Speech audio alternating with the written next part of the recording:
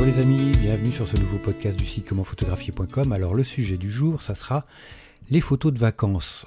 Les vacances approchent à grands pas. Bon, on a les vacances de Pâques qui sont en cours pour le moment où j'enregistre le podcast. Et puis les vacances d'été vont bientôt être là. Et puis j'irai après, tous les ans ça recommence. Donc on va voir ensemble quelles sont les petites astuces qui vont vous aider à avoir des photos de vacances beaucoup plus agréables et beaucoup plus réussies que quand on fait des photos lambda et qu'on ne se pose pas de questions et on appuie sur le déclencheur bêtement.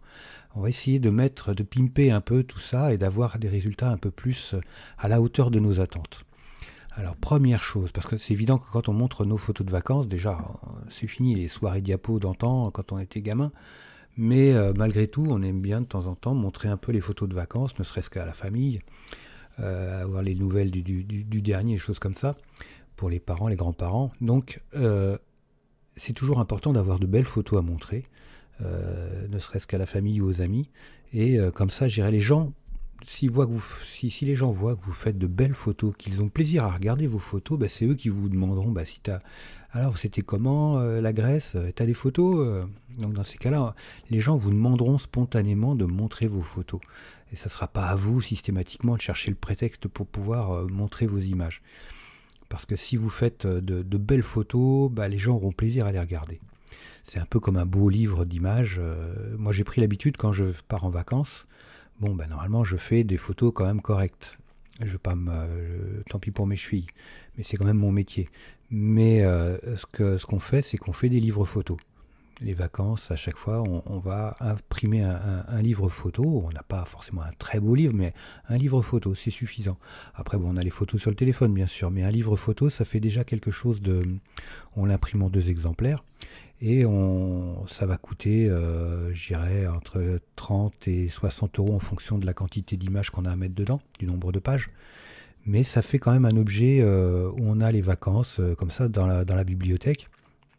Et c'est quand même plus facile, c'est beaucoup plus sympa entre les mains de regarder les souvenirs.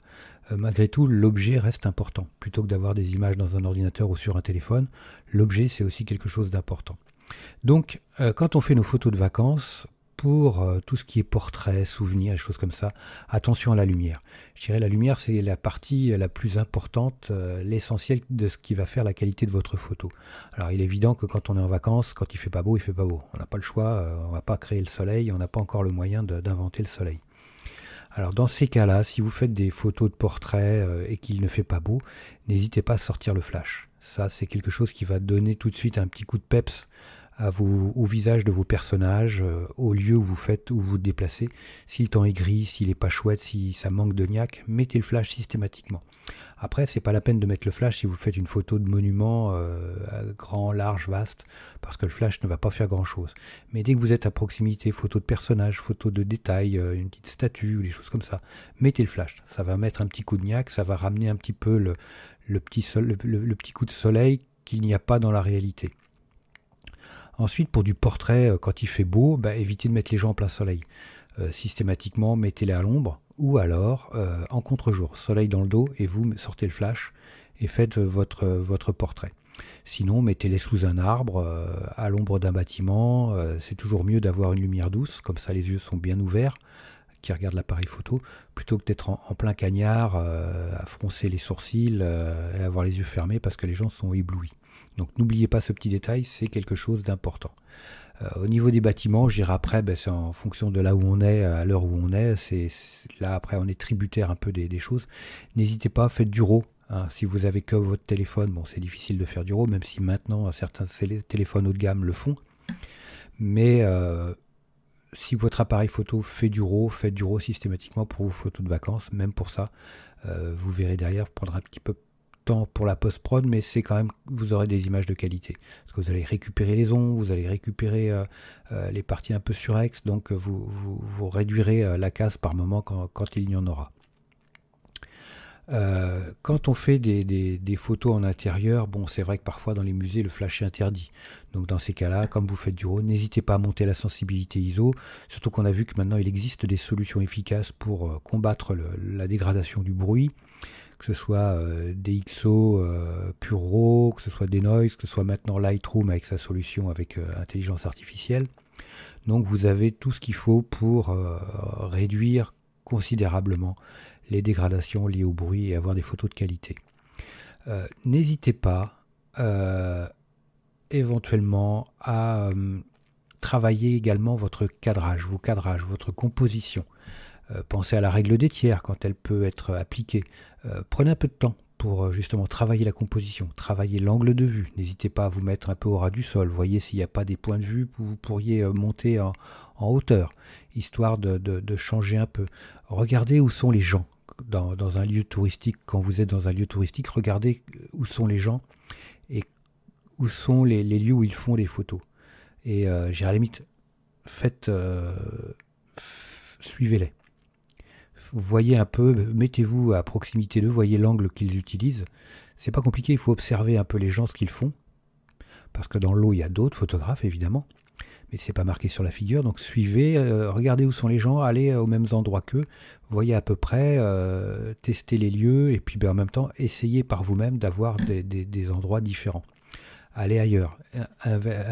Partez un peu à l'aventure pour trouver des choses autres.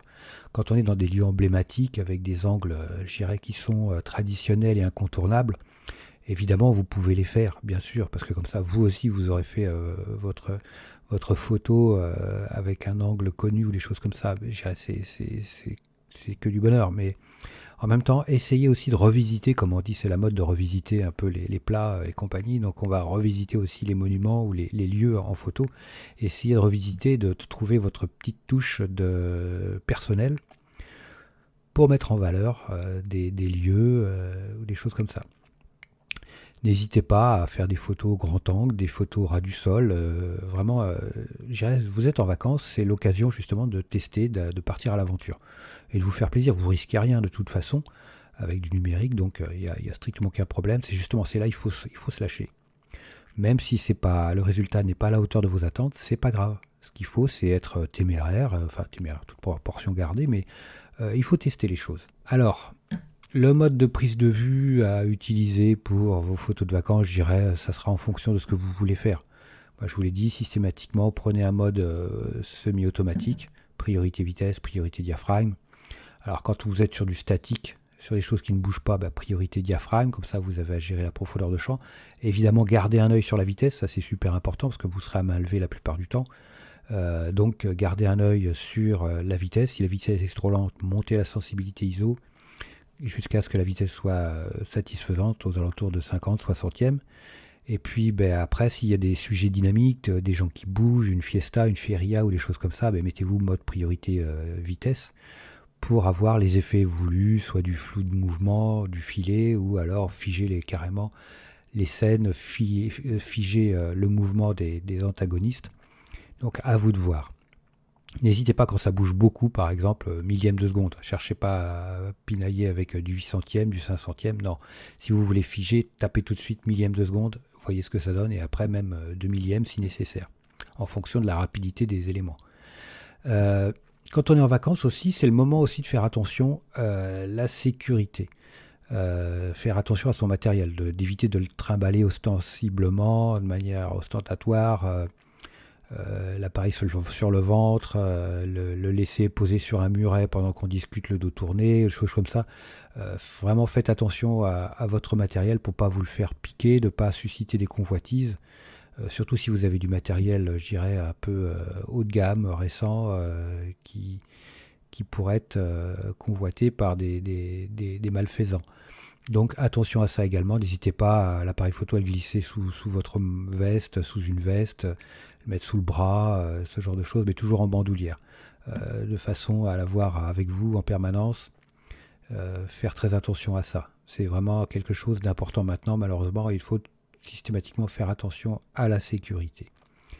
Voilà les amis, écoutez, si petite chose, vous pouvez éventuellement, je reviens sur les modes de prise de vue, vous pouvez également tester le mode programme, puisque vous pouvez travailler soit la vitesse, soit le diaphragme avec le mode programme, vous tournez la molette, vous définissez la sensibilité ISO, soit vous la laissez en automatique, mais autant la définir au départ, et puis après vous tournez la molette, vous faites jouer votre couple vitesse-diaphragme, comme ça d'un côté ou de l'autre, vous définissez soit le diaphragme, soit la vitesse. Alors attention, ça reste pas fixe, ça peut évoluer en fonction de votre visée, de là où vous regardez, de là où du sujet que vous voulez photographier. Mais systématiquement, bougez la molette, corrigez le couple vitesse-diaphragme, comme ça vous parviendrez à ajuster les choses en fonction de ce que vous voulez. Et si jamais le couple ne vous satisfait pas, le couple vitesse-diaphragme, là aussi, modifiez la sensibilité ISO en la montant ou en la descendant en fonction de ce que vous voulez. Et puis, comme ça, vous pourrez faire vos photos avec les réglages souhaités. Voilà les amis, écoutez, si vous avez des idées, si vous avez des astuces, n'hésitez pas à les partager en commentaire, moi ça me fera super plaisir. Et puis laissez-moi un like, moi je vous like super fort. N'hésitez pas à partager ce podcast, n'hésitez pas à vous abonner à ce podcast, n'hésitez pas à vous abonner à la chaîne YouTube également. N'hésitez pas à me laisser 5 étoiles, plein d'étoiles sur Apple Podcast si vous êtes sur cette plateforme. Et puis écoutez, moi je vous dis à très bientôt pour de nouvelles aventures. Ciao les amis! Dernière petite chose avant de se quitter, si ce n'est pas déjà fait, je vous encourage à faire partie de ma liste de contacts pour bénéficier de conseils quotidiens, d'astuces photographiques, de choses vraiment utiles et intéressantes à connaître, à savoir, ou à se faire rafraîchir la mémoire sur certains sujets. Il y a toujours un intérêt à avoir un petit lien entre nous au niveau quotidien. Il y a aussi quelques réclames commerciales, je dirais, de temps en temps. Voilà, donc n'hésitez pas à aller voir sur les formulaires du site comment-photographier.com. Vous en avez sur les articles au niveau de la colonne de droite ou autrement en bas d'article, vous avez des formulaires un peu partout et vous pourrez comme ça ainsi faire partie de la liste de contacts. Autre chose également, actuellement il y a 50% de réduction sur toutes les formations du site comment-photographier.com. Donc vous allez sur le site comment-photographier.com et vous allez sur la page formation tout simplement, ou alors comment-photographier.com/formation photo. Mais allez sur le site, ça sera beaucoup plus simple. Donc vous avez 50% avec le code 5050 en chiffre arabe et vous pourrez bénéficier de toutes les formations à moitié prix. Vous avez une quarantaine de formations sur la photo de paysage, vous avez des formations sur le portrait, vous avez des formations sur les photos d'enfants, sur les photos flash, sur la photo culinaire, j'en passe et des meilleurs les amis. Donc ne vous privez pas, c'est actuellement avec le code promo 50 50%. Voilà les amis, je vous dis à très vite pour de nouveaux podcasts. Ciao.